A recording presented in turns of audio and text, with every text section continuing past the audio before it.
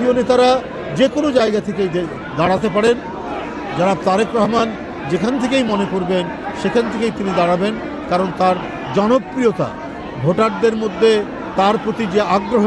মহান স্বাধীনতার ঘোষক শহীদ রাষ্ট্রপতি জিয়াউর রহমানের মাজারে জাতীয়তাবাদী সামাজিক সাংস্কৃতিক সংগঠন জাসাস তাদের ৪৭তম প্রতিষ্ঠাবার্ষিকী উপলক্ষে এখানে শহীদ জিয়ার মাজারে তারা ফাতেহা পাঠ করেছেন, পুষ্পার্ঘ্য অর্পণ করেছেন, মোনাজাত করেছেন।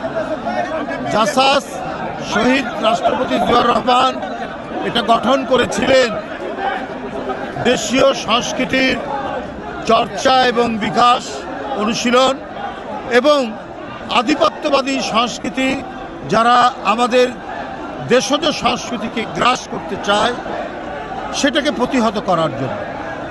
এই জাসাসে আপনারা জানেন একসময় বিখ্যাত মানুষরা যারা এই জাসাসের জন্মলগ্নের সাথে জড়িত ছিল, বিখ্যাত কবি আল মাহমুদ, বিখ্যাত গীতিকার লোকমান হোসেন ফকির, বিখ্যাত গীতিকার মনিরুজ্জামান মনির, যারা এই জাসাসের সংগঠনের সাথে জড়িত।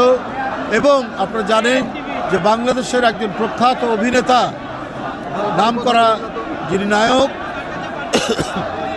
আশরাফুজ্জামান উজ্জ্বল, তিনি এখনও এই জাসাসের সাথে সম্পর্কযুক্ত। এছাড়াও অনেক বড় বড় অভিনেতা, শিল্পী, কুশলী, নাট্যকার, গীতিকার, কবি, সাহিত্যিক যারা এই জাসাসের সাথে অতীতে যুক্ত ছিলেন, মারা গেছেন, এখনও যুক্ত আছেন।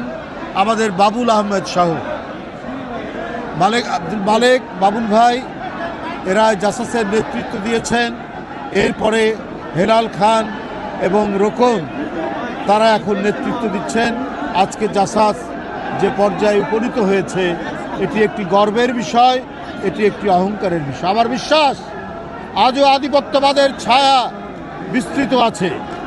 আজও অনেকে চায় বাংলাদেশের সার্বভৌমত্ব, স্বাধীনতা এটিকে বিলীন করে দিতে। আর এটাকে প্রতিহত করার জন্য যারা চেষ্টা করবে তারা হচ্ছে সাংস্কৃতিক কর্মী বাহিনী। তাদের লেখা গান, তাদের লেখা কবিতা, তাদের লেখা নাটক, তাদের লেখা সাহিত্য, তাদের লেখা উপন্যাস এটা উদ্দীপনা তৈরি করবে সারা জাতিকে। তাই বাংলাদেশি জাতি একটি অত্যন্ত শক্তিশালী জাতি। তার ইতিহাস, তার ঐতিহ্য, তার সংস্কৃতি এত মজবুত। আমাদের পদ্মা, মেঘনা, যমুনা, শীতলক্ষা এর মধ্যে দিয়ে গড়ে ওঠা আমাদের হাজার বছরের এই সংস্কৃতিকে কোনো আধিপত্যবাদী সংস্কৃতি এটাকে বিলীন করতে অতীতেও পারেনি, ভবিষ্যতেও পারবে না। আমি জাসাসের ৪৭তম প্রতিষ্ঠা বার্ষিকীতে আজকে এই অঙ্গীকারই আমরা করছি।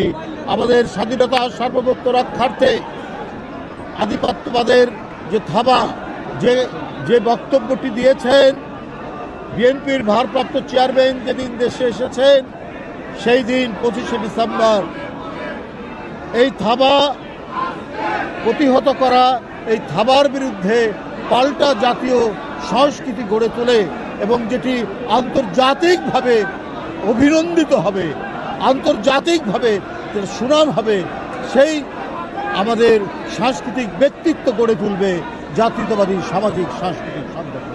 ভারপ্রাপ্ত চেয়ারম্যান তিনি সারা দেশ নির্বাচন পরিচালনা করা এবং ভোটারদের উদ্দীপনার একজন প্রধান প্রতীক উনি।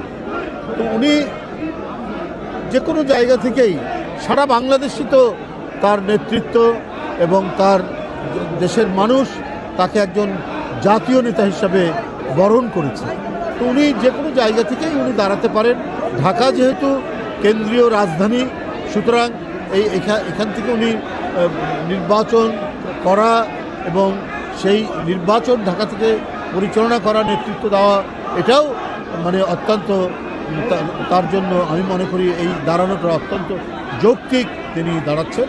আর বগুড়া তো উনি দাঁড়াতেই পারেন। আপনারা জানেন ওখানে শহীদ জিয়ার তার জন্মভূমি, দেশনেত্রী বেগম খালেদা জিয়া তার হচ্ছে স্বামীর বাড়ি, সেখান থেকে বহুবার তিনি জিতেছেন। তো জাতীয় নেতারা যে কোনো জায়গা থেকেই দাঁড়াতে পারেন।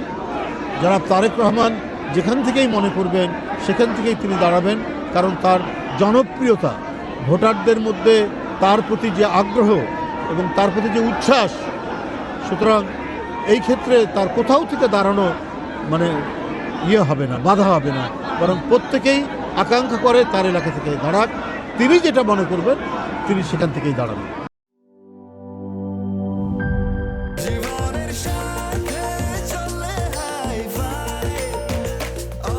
স্বাস্থ্যকর অল টাইম, সব সময় অল টাইম হেলদি লাইফ।